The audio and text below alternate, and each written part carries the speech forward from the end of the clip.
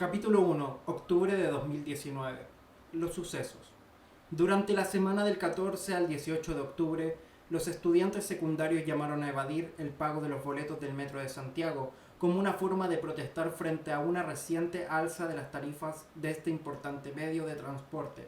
Evadir, no pagar, otra forma de luchar. Fue la consigna que cientos de estudiantes coreaban a la entrada de las estaciones de metro desde el lunes 14 en adelante.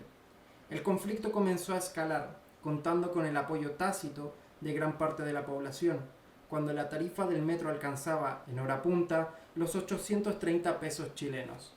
Junto a las consignas, los estudiantes ingresaban a las estaciones del metro y saltaban los torniquetes evadiendo el pago del boleto. El día jueves 17, mientras las estaciones eran custodiadas por carabineros de fuerzas especiales, el conflicto se radicalizó con ataques a las instalaciones de algunas estaciones, especialmente los torniquetes. Pero no fue sino hasta el viernes 18 que el conflicto se expandió y amplificó con manifestaciones en estaciones de alta concurrencia de usuarios, lo que alteró el funcionamiento regular del metro, que transporta diariamente a aproximadamente 2.8 millones de santiaguinos.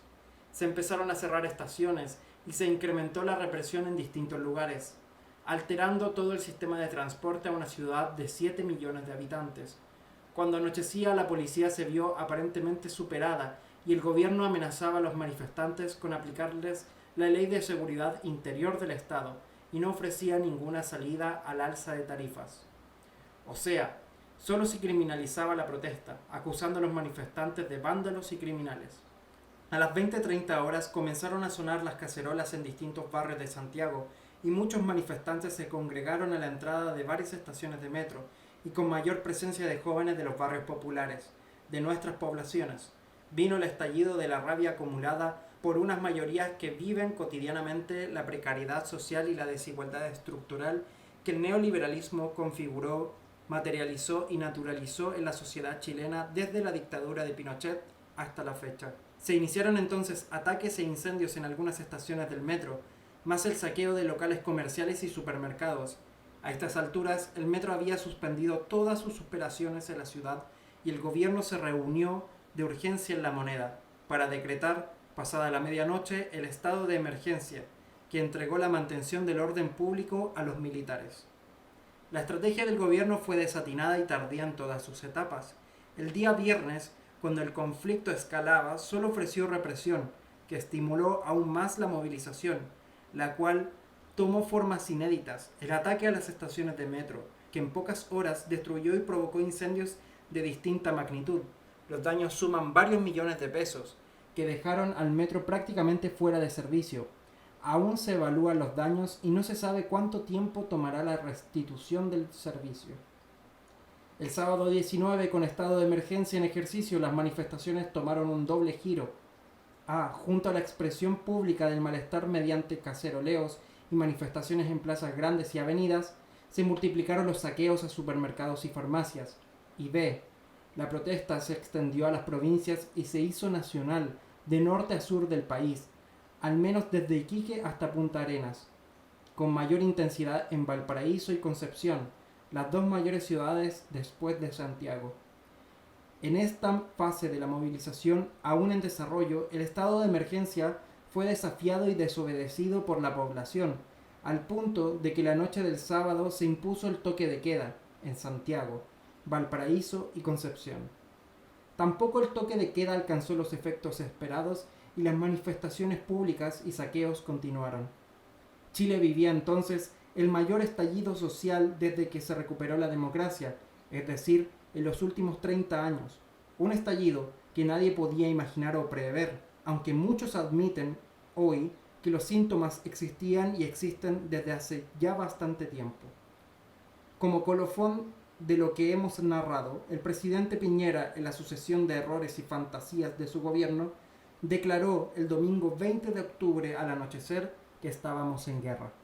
Este estallido social difícil de predecir en su magnitud nos sorprende en un contexto francamente crítico desde el punto de vista social y político, simplificando y de manera un poco esquemática, por una parte, Desde el gobierno y el Estado, las instituciones viven su peor momento de credibilidad y legitimidad, producto no solo de la corrupción, de la que ya no se salvan ni las iglesias, sino que además de su abismante distancia e indiferencia para con la sociedad y particularmente con el pueblo. Por otra parte, desde el punto de vista de las clases populares y sus luchas, esta movilización que conduce a un estallido se hace sin un convocante central, sin orgánicas conocidas, ni partidos, ni la CUT, ni coordinaciones territoriales, por lo que adquiere un cierto carácter espontáneo que hay que matizar, en el sentido de que los estudiantes secundarios y diversos movimientos sociales generaron sus propios procesos de organización y de expresión pública que preceden a este estallido. El movimiento mapuche, desde fines de los 90, el movimiento estudiantil, secundario y universitario, Mochilazo en 2002, Revolución Pingüina en 2006, Movimiento por la Educación Pública en 2011, el movimiento No Más AFP desde 2016, el Mayo Feminista de 2018, los diversos movimientos socioambientalistas y de lucha por el agua y los territorios, la lucha y huelga de los profesores en 2018, etc.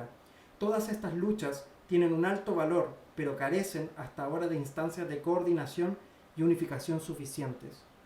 No resulta fácil proponer una perspectiva analítica sistemática de lo que hemos vivido y estamos viviendo en estos días. En primer lugar, porque los sucesos aún están en desarrollo. En segundo lugar, porque la situación desafía nuestras categorías analíticas tradicionales. Y en tercer lugar, por las cargas subjetivas que representa para muchos de nosotros, los que vivimos la dictadura, volver a ver a los militares en la calle. Pero aún así es necesario intentarlo. Las razones del malestar. Existe cierto consenso de los medios entre los políticos e intelectuales y en el sentido común que el problema es más que el alza de los boletos del metro, lo que gatilló las movilizaciones. Esta fue la gota que rebalsó el vaso, o siguiendo una cierta tradición, los chilenos reaccionamos cuando el agua nos llega al cuello. El consenso se mueve en dos direcciones. A. La desigualdad estructural de la sociedad chilena que se ha vuelto insoportable. B. La acumulación de abusos y alzas en los servicios públicos de luz y transporte, de salud, sobre todo los altos precios de los medicamentos, de acceso a la vivienda e incluso los altos costos de productos de primera necesidad. Se podrían sumar otras razones como la precarización de los derechos sociales y el creciente endeudamiento de la población, especialmente la más pobre, con las tarjetas de crédito, que van desde la compra de comida hasta la ropa, el auto y los artículos electrónicos. Finalmente, aunque la lista de agravios puede continuar, hay también una razón política. De acuerdo con el actual orden institucional, nada se puede cambiar por más que los ciudadanos se movilicen y por miles si no cuentan con la ausencia de la derecha o del gobierno de turno. Por ejemplo, las pensiones de hambre y el sistema de AFP, los bajos salarios, el sistema de educación pública, que solo se pudo cambiar parcialmente, el sistema de salud pública, el acceso a la vivienda, etc. En suma, las largas sombras de la dictadura implicaron que la política fuera monopolio de los poderes de facto, especialmente del gran empresariado y de los partidos políticos, que la promesa de la transición de que la alegría ya viene solo alcanzó para algunos y excluyó a las grandes mayorías, que solo fueron vistas como objeto de políticas públicas administradas por varios tecnócratas, y nunca como derecho a la participación y a la iniciativa del propio pueblo. En la larga transición se democratizó relativamente el proceso del poder del Estado, pero no la sociedad y su derecho a la participación. La Constitución de 1980, hecha a aprobar por la dictadura, garantizaba eficazmente este derrotero. Para decirlo de manera breve y concisa, la política es un asunto de los políticos y la población debe confiar en ellos, en su sensibilidad, su noción de servicio público y otros eufemismos, para que la sociedad progrese. Por lo demás, la economía creciendo es capaz por sí sola de ofrecerles más trabajo, más recursos y sobre todo más consumo. En realidad, como lo indicó en alguna oportunidad un político intelectual antaño de izquierda, de los que hay muchos, el mercado produce nuevas formas de participación y ciudadanía. Mientras más consumidores tengamos, más efectiva es la democracia. Hágase emprendedor, de usted depende y si duda, admita que querer es poder, como proclama la publicidad de un banco. Podríamos seguir abundando en esta línea, pero nos parece que la mayoría del país lo sabe. Vivimos en un país dual, un país para pobres, con un segmento que camina hacia la clase media, y un país para ricos, con su propio segmento de clases medias prósperas. Esta dualidad tiene expresiones visibles y manifiestas: salud para ricos y salud para pobres, educación para ricos, educación para pobres, barrios y viviendas para ricos, y barrios y viviendas para pobres. La reproducción moderna del viejo e histórico clasismo chileno, que en esta coyuntura estalla, como muchas otras veces en la historia de Chile, en la cara de los poderosos. El estallido como forma de expresión popular, primero en contra del metro, es decir, en contra del Estado, luego en contra del capital, es decir, los supermercados, farmacias, bancos y multitiendas. Como indicamos en la parte descriptiva de la crisis, al iniciar este artículo todo comenzó con los estudiantes secundarios y su llamado a evadir. No es la primera vez que los adolescentes chilenos se ponen a la vanguardia de las luchas sociales. En 2006 fue la Revolución Pingüina, que precedió al gran movimiento estudiantil de 2011. Parece curioso, ¿por qué los estudiantes secundarios? Una hipótesis posible, y para bien de nuestra sociedad, es que los adolescentes están pensando y lo hacen con mayor libertad que los adultos. Pero no solo piensan, sino que también actúan, sin medir muchas veces sus consecuencias, y más todavía, su acción tiene efectos. Esta vez, cuando se les criticó que el alza de precio del metro no afectaba a los estudiantes, respondieron con claridad meridiana: sí, pero afecta a nuestras familias. Y con esta respuesta lograron 2 victorias. Sumaron a sus madres y padres y le quitaron el piso al discurso de Piñera y la derecha, que siempre dice actuar en defensa de la familia. ¿Por qué el metro? Esta es una pregunta que muchos se han hecho y que genera sentimientos ambivalentes, ya que metro es un bien público y presta un gran servicio para el transporte. Pero habría que agregar: el metro simboliza el orden y el Estado. Dicho en lenguaje juvenil, representa el sistema. El ataque al metro, si lo vimos en retrospectiva, efectivamente golpeó al sistema, desarticuló el orden de la ciudad. Como reza el refrán popular, para hacer una tortilla hay que quebrar huevos, y esta vez se quebraron. La noche del viernes 18 los ataques al metro se extendieron y amplificaron cuando se sumaron jóvenes de los barrios populares, y las 2 líneas más afectadas fueron el eje La Florida y el poniente, Quinta Normal, Pudahuel y Maipú, 2 ejes de metro que recorren territorios del pueblo en la manifiestamente escindida ciudad de Santiago.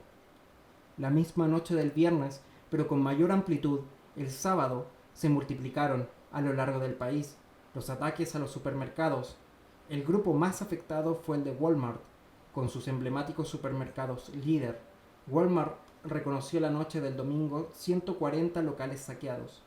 Pues bien, ¿por qué este grupo fue el más afectado? La razón parece sencilla: es el que está cerca del pueblo, al que más se le debe, el que se visita cotidianamente. De las farmacias no se requiere mucho análisis. La especulación con los precios de los remedios que padece la gente mayor, y especialmente los jubilados, que ocupan en ellos la mayor parte de sus precarias pensiones. Si el metro representa al Estado, las redes de supermercados y farmacias representan al mercado, y el estallido social creó la ocasión para pasarles la cuenta. Los distintos repertorios de acción de las clases medias y de los más pobres. La mayor sorpresa para el gobierno y para todos los chilenos fue que, decretado el estado de emergencia, las movilizaciones continuaron, es decir, la medida que ponía a militares en la calle no actuó como antídoto ni descomprimió la protesta, que tomó 2 formas: caceroleo y ocupación de plazas. Plaza Italia en el centro y Plaza Ñuñoa en el sector oriente, entre las más visibles en Santiago, así como marchas en provincias y saqueos en los barrios de Santiago e importantes ciudades a lo largo del país. Las manifestaciones fueron reporteadas por los medios de comunicación, radios y TV, de modo casi ininterrumpido, con un doble discurso: protestar pacíficamente es un derecho, saquear es un delito. Evidentemente, en este discurso de los medios está en juego la legitimidad de la protesta social, que revela la acción de 2 grupos sociales distintos, la de la clase media y de los sectores más pobres. A estos últimos se los criminaliza con una variedad de argumentos que van desde la condena a la violencia hasta la defensa de la democracia. Lo que no se dice es que la precariedad de la democracia es el resultado del predominio de los intereses de unos pocos, que han sido protagonistas de los mayores actos de corrupción en los últimos años y que, además, se protegen entre sí mediante juicios prolongados y sin destino o restituyendo algo de lo robado al Estado, o con condena a clase de ética. La convivencia de diversos repertorios de acción genera diferencias en la opinión pública, fuertemente reforzada por los medios de comunicación, que condenan en coro la violencia. Sin embargo, hay que admitir que si esto no hubiese ocurrido, los ataques a los símbolos del Estado y de mercado, no estaríamos en medio de un estallido y de una crisis que abre las posibilidades de recrear y reimaginar el futuro de la sociedad chilena. Probablemente las manifestaciones continuarán en estos días, aunque hay que admitir que la represión y la presencia militar en las calles surtirán sus efectos, especialmente en relación a los saqueos, pero no es claro que disminuya la presión social y política, diversificándose los repertorios de acción, o dicho de otro modo, las formas de lucha. Mediante marchas, caceroleos, paralizaciones, pronunciamientos públicos, llamados a protesta nacional, donde las acciones pacíficas convivirán con brotes de violencia social. No ignoramos que las diferencias en los repertorios de acción generan divisiones y conflictos, que pueden dificultar políticas de alianza y ser manejados por el gobierno y los medios de comunicación como una estrategia para legitimar la represión. El protagonismo de los jóvenes. Un hecho que ha llamado la atención en las movilizaciones de los últimos días es la visible presencia juvenil, desde los orígenes del movimiento que comenzó con los estudiantes secundarios y prácticamente en todas las movilizaciones en plazas, avenidas y también en los ataques a supermercados y las cadenas comerciales, farmacias, bancos, multitiendas, etc. En todas partes los jóvenes la llevan. Este es un fenómeno tal vez universal, sin embargo, en Chile adquiere una connotación especial. Se trata de las nuevas generaciones que no vivieron la dictadura y que de alguna manera se puede sostener, no son portadores del miedo que acompañó a sus madres, padres, abuelos, abuelas, generaciones que los preceden. Como se lee los rayados y grafitis en las calles, nos quitaron todo, hasta el miedo. Pero se trata también de nuevas generaciones que están participando de cambios culturales relevantes y de diversa naturaleza. Cambios en la estética, en la relación con sus cuerpos, en los modos de vestir, la sexualidad, en las relaciones de pareja, en las nuevas formas de inserción laboral y de sobrevivencia, con cada vez más extendidas estrategias de trabajo informal y tal vez, lo más evidente, con un fuerte recurso a la comunicación digital, que supone redes de información e intercambios, en tiempo presente, de información, convocatorias, análisis, juegos, distracción y una suerte de opinión pública entre pares.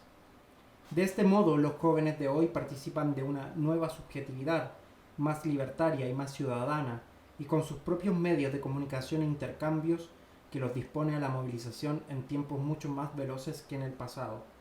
Estamos entonces siendo testigos de nuevos actores y de nuevas temporalidades. Entre los muchos sucesos de cierto impacto público, el día lunes 21, cientos de jóvenes de clase media marcharon por la avenida Providencia y se manifestaron en el Apumanque, frente a la escuela militar, en Apequindo con Vespucio, en el corazón de los barrios de la burguesía chilena, un tipo de manifestación inimaginable en tiempos pasados. El carácter inédito de este estallido, cuando lo viejo no termina de morir y lo nuevo no termina de nacer. Como indicamos más arriba, este estallido social nos sorprende en medio de un agotamiento de las formas políticas tradicionales que, en cierto grado, comprometen tanto al Estado y los grupos en el poder como los grupos opositores y al pueblo. Es un sentido más amplio, desde el punto de vista de los medios de comunicación, de gran protagonismo en estos días y haciendo de los periodistas una suerte de intelectuales orgánicos de la crisis. Lo que se sostiene es que el diagnóstico ya es definitivo. La desigualdad y los abusos condujeron al estallido social. El gobierno de Piñera, después de varios desvarios, admite que ha tenido que escuchar la voz de los ciudadanos. Desde la izquierda y de las redes sociales se indica el pueblo se cansó. En las primeras horas de las civilizaciones, avesados analistas se preguntaban cómo esto no se pudo prever, dónde estaba el director de inteligencia y los asesores del gobierno. Incluso más, sin ninguna consideración sobre las causas de la movilización, las primeras declaraciones oficiales del ministro de Interior y la ministra de Transporte simplemente condenaban a los violentistas y criminalizaban a quienes protestaban, recurriendo a las fórmulas habituales de la derecha frente a la desobediencia o la alteración del orden público. La protesta y el estallido social sorprendieron a los grupos en el poder. No lo pudieron prever y tal vez tampoco lo imaginaron. Esta situación es reveladora de la escisión y la distancia de la política para con la sociedad, del desacoplamiento de lo social y lo político, base sobre la cual se organizó la transición a la democracia, que excluyó y subordinó a los movimientos sociales que lucharon en contra de la dictadura. Este fue, de algún modo, el resultado de la adaptación de la centroizquierda, demócratas cristianos, socialistas y PPDs, a la Constitución de 1980, heredada de la dictadura y al modelo neoliberal. La primera adaptación a la Constitución del 80 condujo a la elitización u oligarquización de la política. La segunda adaptación al modelo neoliberal condujo a la mercantilización de la vida social y de paso a la colonización del Estado por los grandes grupos económicos nacionales y transnacionales con sus reiterados episodios de corrupción. En este contexto, tanto la derecha, por razones obvias, como la centroizquierda se asimilaron a las lógicas neoliberales, mejoraron sus ingresos, especialmente los parlamentarios y altos funcionarios públicos, y vaciaron progresivamente la política de contenidos ideológicos, reduciéndola a un asunto de gestión en el Estado. Se hicieron todos hombres y mujeres funcionales y pragmáticas.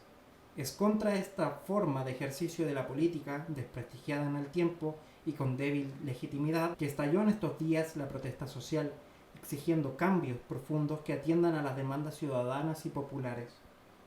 La situación en las fuerzas progresistas, de izquierda extraparlamentaria y de los sectores populares tampoco es tan sencilla. El pueblo chileno en los últimos años ha sido protagonista de dos grandes epopeyas, la Unidad Popular y las protestas nacionales en contra de la dictadura. Ambas terminaron en derrotas con altos costos humanos, políticos y simbólicos. Su evaluación aún no termina de realizarse, se escabulle o se la niega, responsabilizando a los enemigos de la izquierda. Desde una perspectiva histórica, nos parece que el punto nodal no resuelto tiene que ver con problemas que aún nos acompañan y que el actual estallido social vuelve a poner sobre la mesa. Las relaciones entre el Estado y la sociedad civil, el papel de los movimientos sociales y de los sujetos colectivos del cambio social. El resultado de las adaptaciones de la centroizquierda y de las negaciones para evaluar las derrotas históricas nos han conducido al desarrollo de una izquierda difusa, diluida, que participa del sistema político, y a una izquierda anarquista, especialmente juvenil, y otra que vive del pasado, rememorando glorias y todo aquello que no fue. En rigor, uno de los mayores costos de las derrotas es la crisis de la institución, partido político de izquierda. Probablemente la mayor novedad en los últimos años ha sido la creación del Frente Amplio, que agrupó a diversos partidos, desde liberales hasta progresistas y de izquierda, algunos de reciente creación, y que alcanzaron una importante representación parlamentaria en las elecciones de 2017. Hasta ahora han tenido un desempeño mediocre en el Parlamento y no han logrado constituirse como un referente político significativo. Su mayor debilidad, sugestivamente, radica en su débil relación con los sectores populares. El cuadro no sería completo si no tuviéramos en cuenta el desarrollo de las tradicionales y los nuevos movimientos sociales. En el caso de los primeros, sindicalistas, campesinos y pobladores se han debilitado como sujetos colectivos, mientras que los segundos, mapuches, feminismo, estudiantes y ambientalistas, han incrementado su presencia pública. El mayor desafío en la actual coyuntura tiene que ver con el fortalecimiento de estas dinámicas de la sociedad civil, que en lugar de archipiélago debieran ser capaces de construir un continente reforzando los intercambios y generando instancias de unidad social y política. Las salidas políticas de corto y largo plazo. Resulta muy difícil prever la salida a la actual crisis social y política por la que atraviesa la sociedad chilena. Es muy corto plazo. Si el domingo se había decretado estado de emergencia en Santiago, Valparaíso y Concepción, con toque de queda incluido, hoy martes 22 de octubre el estado de emergencia se ha extendido tanto por el norte como por el sur del país. Santiago funciona a medias, con una sola línea de metro y un insuficiente servicio de buses. Los supermercados abren parcialmente sus puertas con apoyo militar y de carabineros. La mayor parte de las farmacias y los bancos están cerrados y los servicentros registran largas filas de automóviles que buscan abastecerse de gasolina. La ciudadanía, la ciudadanía se desplaza como puede y el toque de queda nos acompaña desde hace 4 días. Las movilizaciones en avenidas y plazas y los caceroleos se siguen extendiendo con inusitado vigor y entusiasmo a lo largo del país, incluidos los barrios altos de Santiago. Los manifestantes no solo reclaman respuestas a las demandas sociales, las mismas que han generado el malestar y el estallido social, sino que también el fin del estado de emergencia y el retiro de las fuerzas militares de las calles. Las víctimas fatales hasta hoy, martes 22 de octubre, suman 15 personas, 11 en los saqueos, 4 por acción directa de carabineros o militares. Amén de malos tratos y mujeres abusadas, desnudadas en recintos policiales. Para mañana miércoles 23, diversas organizaciones sociales han convocado un paro nacional de actividades. Las respuestas del gobierno se han centrado básicamente en el control de orden público y el presidente Piñera ha transitado desde el absurdo al declarar que estamos en guerra el domingo 20 para moderarse el lunes 21, llamando a generar las condiciones para un nuevo acuerdo social. Los políticos de derecha y de centro izquierda amplían la noción y sostienen la necesidad de un nuevo pacto social, que en rigor en Chile nunca ha existido. En el interín, el jefe de la zona de estado de emergencia de Santiago, al día siguiente de la declaración de guerra de Piñera, indicó en televisión que soy un hombre feliz y no estoy en guerra con nadie. Su declaración sorprendió a todo el mundo y pareciera que no existe un consenso en las Fuerzas Armadas sobre la conducta a seguir en la actual situación. Curiosamente, mientras el presidente tomaba la posición militar, declarando la guerra, el jefe militar tomaba una posición política. Más allá de las diferencias entre el jefe político y el jefe militar, la posición del gobierno se mueve entre la represión y la búsqueda de acuerdos con la clase política. Hoy, martes 22, Piñera invitó a los jefes de partidos a la moneda, pero no con los dirigentes socialistas, comunistas ni los del Frente Amplio. El temor que circula entre militantes de la izquierda y los ciudadanos que protestan es que Piñera busque reproducir la democracia de los acuerdos, una estrategia que organizó la transición a la democracia. Producir acuerdos elitistas entre los partidos, excluyendo a la sociedad civil y a los movimientos sociales. Todo indica que el conflicto se va a prolongar, generando o un empate catastrófico o una salida golpista o autogolpe de Piñera, poco probable por ahora, o un fortalecimiento de la movilización y los movimientos sociales que debiera tener un horizonte, un proceso constituyente o asamblea constituyente en forma o reformas parciales a la Constitución, para lo cual es necesario una coordinación social y política suficiente que impida que la energía desatada termine disipándose. Por ahora, nadie puede predecir cómo se conjura esta crisis. Lo único claro es que Chile ya no es el mismo que el de ayer, gracias a su pueblo movilizado. Santiago, martes 22 de octubre de 2019.